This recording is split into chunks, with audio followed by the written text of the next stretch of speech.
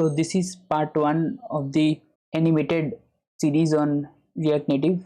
We will be diving deep into the animated API which React Native provides, and we will be making some cool animations and some projects. So first of all, why animations in mobile? So the reason is that animation provides great UX for users. It is kind of like a delight, and when the users feel delighted, they will use the app more. Now React Native provides two systems to do animations. One is this animated API which we are looking. Another one is layout animations. So layout animation is another module in React Native which allows us to do animations during the phase change, like from one state update to another state update. But primarily in React Native we do animations using this animated API. Now the animated API has some methods and some properties which we will look. One thing regarding animations in general is that we have to be very much responsive for the frames to be working properly. Now I have a image regarding this frame. So React Native currently does animations in 60 frames per second FPS. So which means that it renders 60 frames in each second. So by mathematics, one frame needs to be rendered in 16.67 milliseconds. So as you look in this image, like this running animation, like 1 2 3 4 5 6. So if the animation is slow, like the calculation of the animation takes more than 16.67, then the animation will drop. Like if from 3 to 4 it takes like more than 16.7, then this part of the animation is freezed. Okay, and the users will feel the difference, that there is something jarring in the animation. So we have to write the animations in a performant way manner. Now in React Native there are two threads. One is the JavaScript and another is UI, which is the native thread.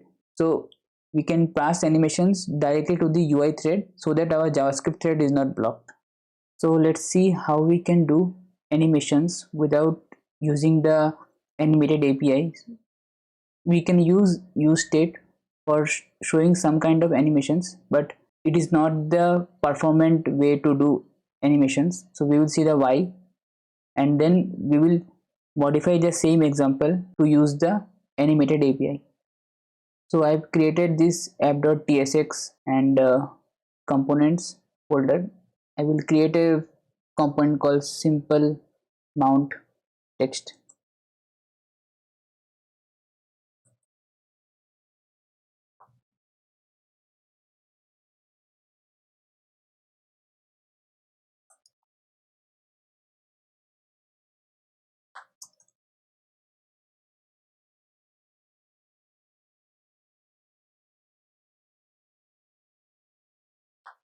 First I will draw a view.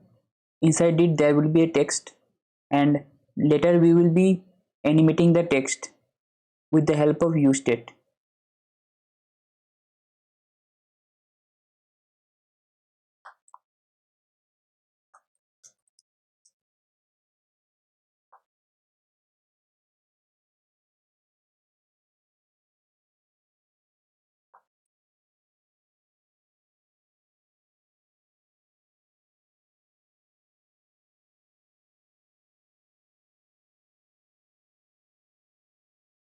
So let's import it in the app.tsx. You can remove this text.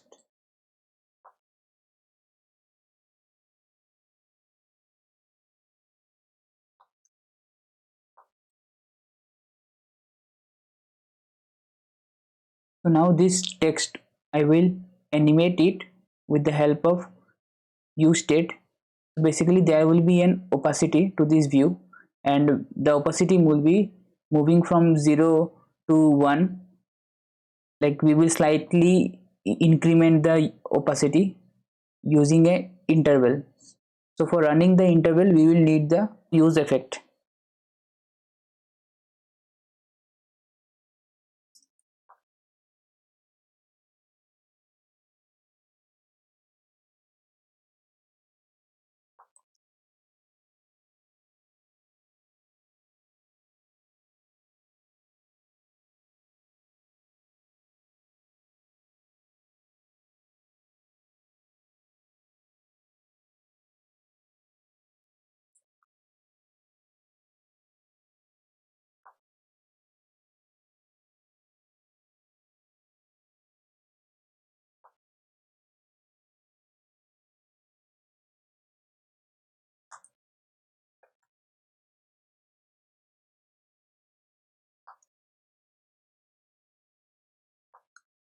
Now in this use effect on mount of this component, I will run a set interval, and this will update the opacity state from 0 to 1 in 0.1 increment.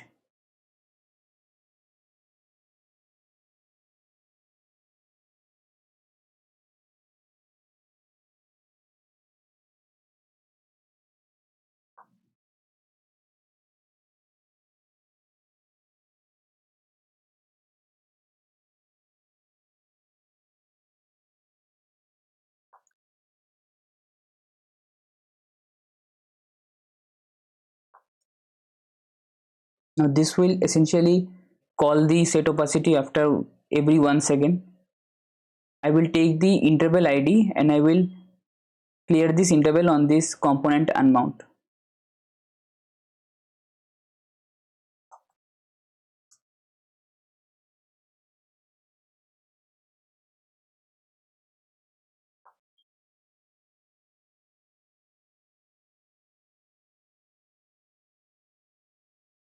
Now there is no effect now because I have not done any kind of styling. So let's create a view with a blue background and the text will be centered. Now I will be changing the opacity with the help of this opacity state.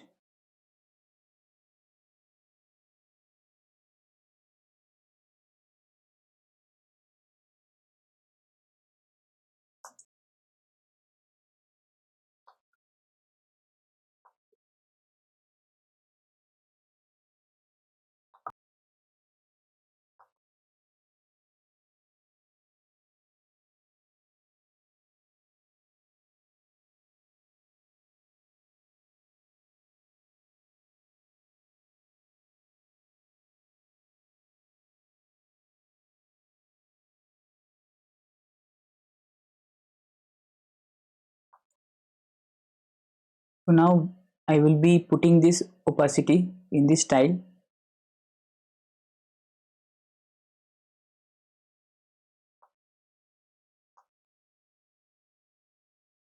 So first let's restart the app.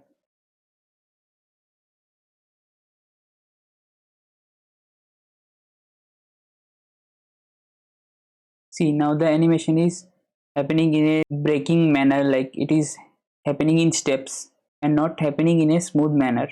So the issue with this way of doing it via useState is that all the workings is done on the JavaScript thread. Now in the JavaScript thread, if another work is going on or about to be going on, like making an API call, that can be stalled. And also there is no way this animation is smooth. We cannot put some kind of animation curves like easing in, easing out, then how much time after we want the animation to start, how to stop it. So those things we cannot do it via this use state. So for that we have to use the animated API. Now let's refactor this code to use the animated API. So the animated is a module from the React Native.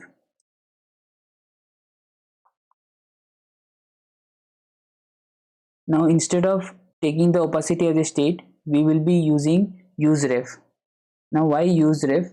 Because the animated value can be persisted across the component lifecycle, and so that it is not reinitialized whenever the state changes. So we can remove this useState and instead use useRef.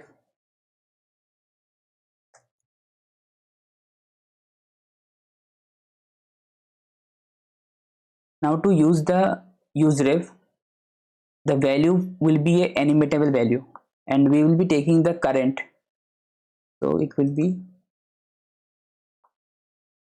dot value and the initial will be a 0 dot current.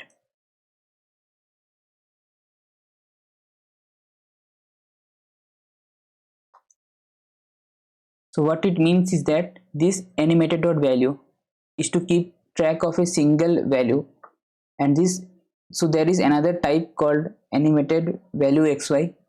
So this is for tracking two-dimensional values. We will be seeing use case for this animated.value xy in the later videos. Now this opacity is there, but we will not be using set interval. In the animated, we will call this animated.timing. So animated.timing is one of the functions to declaratively say how the animation will go on. So there are other variations like animated.decay, animated.spring. We will show those examples in later videos. The first parameter is that value, and the second parameter is it is a config object. So see, these are the properties that we can pass. So the to value is the value that it will be animated up to. In our case, it will be from 0 to 1. Use native driver is to say whether the animation will be on the UI thread or on the JavaScript thread. If we say use native driver false, then it will be on the JavaScript thread, and if it is true, it is on the UI thread. So we will be seeing the use native driver more in later videos, but the current limitation of use native driver is that it can only animate some properties like opacity and transform. For other properties like color, then background color, which accepts string values, we cannot use this use native driver. It will throw an error.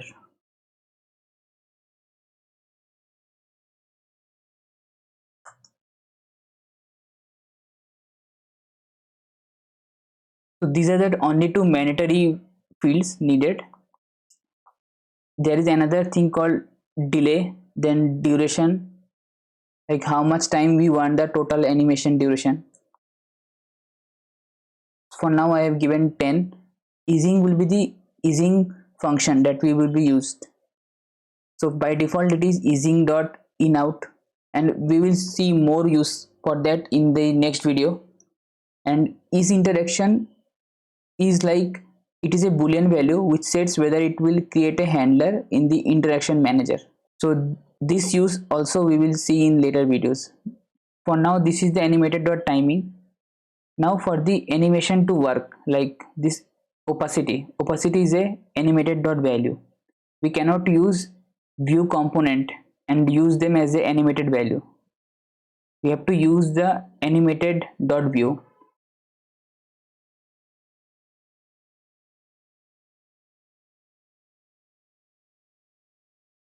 Now this animated API has some inbuilt components which we can animate. So one is this animated.view, animated.text, then scroll view, then flat list, and we can also create our own animatable components, like our own custom components via this create animatable component. So we will see that used in later videos. Now let's restart the app. So we see that this animation is not showing up because here we have declared that this will be the animated.timing, like how the animated will be there and what is the duration. We have to start the animation.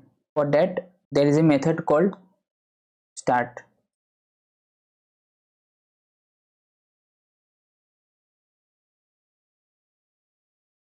Now see, it is happening.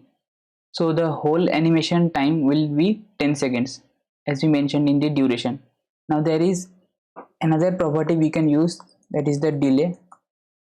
So suppose we want the animation to start after 3 seconds, so we can put 3. Now again we restart. So after 3 seconds it will start animating.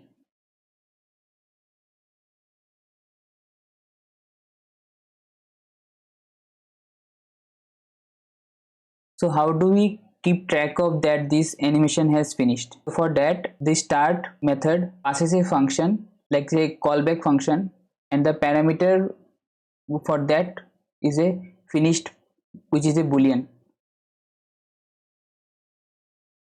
So this start gives a boolean field finished. If we log this,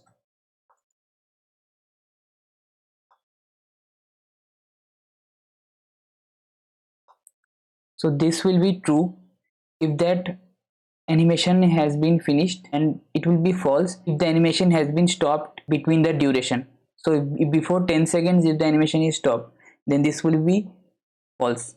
So let's see how we can. So currently there is no way we can stop this animation, so in this case the finish will be true. See, the animation is happening now. Once it is finished, it will be true.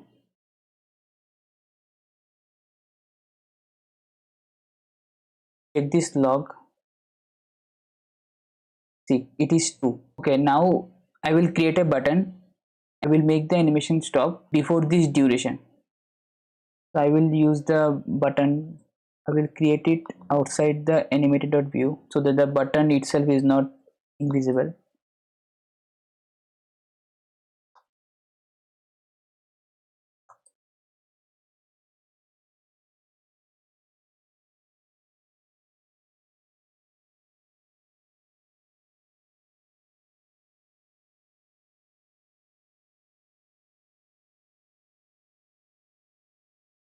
So the stop animation will be a function which will stop this animation.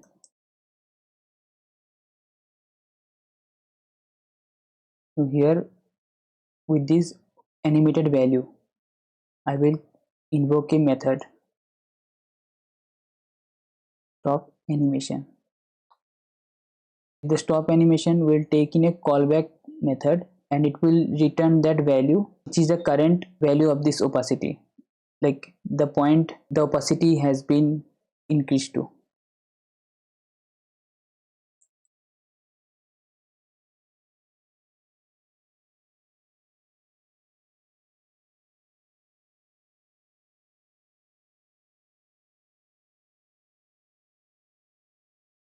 So I will remove this delay, and I will move this duration up to make it smaller, like 5 seconds.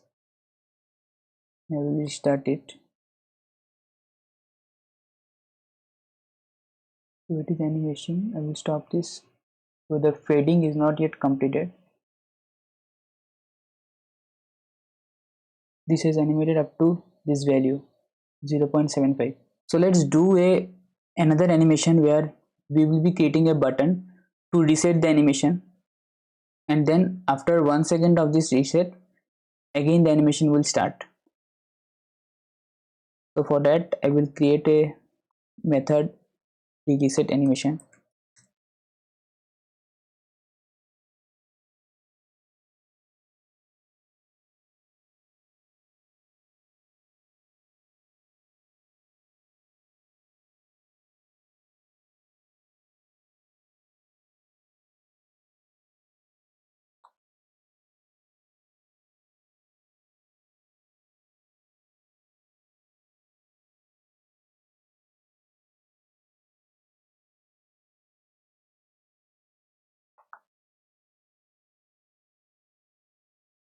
I will copy this button, and I will change this to reset animation and invoke this function. Let's refresh this. The animation is starting. I will stop this, and see the animation is being resetted to 0. Now see the value here. Value is again this up to how much opacity value it was. Now what we can do here, we can do a set timeout. In the set timeout, we will again do the same thing.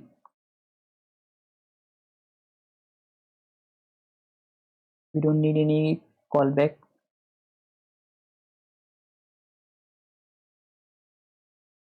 Refresh it once. I will now reset it.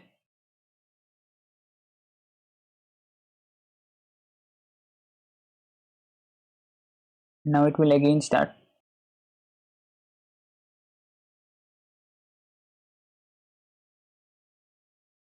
Okay, so this is the another method on the animated value. One is this stop animation, another is this reset animation. The last part of this video is using the easing function. So the easing is a way to declare how the animation will go on. So it is from this module easing dot in.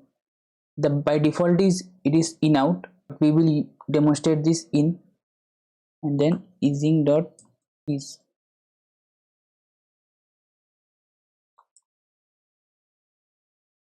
Let's start it. So here what is happening is that this easing in way is that when it enters into the animation, that part will be slow, and when it like goes to the end of the animation, that will be like fast. So basically when it's entering it is easing, and if you use easing dot out, then when it is exiting that will be easing, when it is entering it will be fast. So like there are many kind of animation styles we can do using this easing, and there is also easing dot back, easing dot bezier. We can write our own easing functions. I will link down a article from CSS tricks on this easing, like how many different combinations of easing functions we can use. That's it for this video. In the next videos we will see more on these animations.